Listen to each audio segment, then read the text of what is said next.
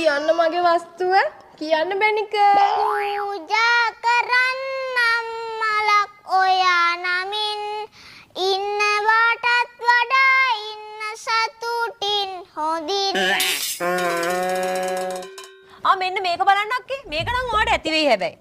මං ගාව කොහොමද තියෙන ඔක්කොම පොඩි ඒවනේ යන්නේ හාපෝ මොකද්ද බං මේක අපේ ගෙදර වලං අල්ල රෙදි කෑල්ල වගේ මං කියන්නේ ඉතින් වලං අල්ලන් රෙදි කෑල්ල ගෙදරට ගන් ඉන්න හපුට පිටි කැනඩාවට හරියයි කෝකෝ එහාට ඵලයන් මම හොයලා ගන්න බ්‍රෑන්ඩඩ් මැටීරියල් මැදලා මේ වෙද්දාම ඇඟ කසනවා වගේ බං පමුණෙන් ගන්න යවෙන්නේ නැති නේද අක්කේ නෑ අපේ කෙනා රටින් ඉඳන් එවනමනේ ඒක රට ඉන්න පාටක් පේන්නේ මන්නාර මේ කරවල වේලනවද කොහෙද මොනවද ලෝචි හොඳ ඇඳුම් ටිකක් තෝරලා ගනින්කෝ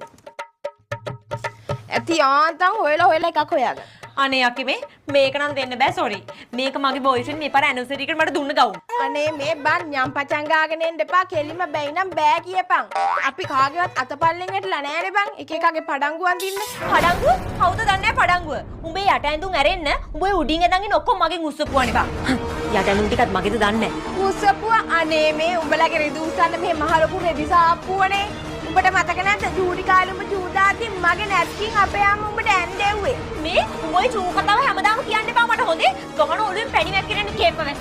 උඹ අක්කට ගහන්න අක්කා නෙමෙයි උඹ වට්ටක් ඒ උඹ හිතන්න උඹට ගහන්න බෑ කියලාද ගහපන්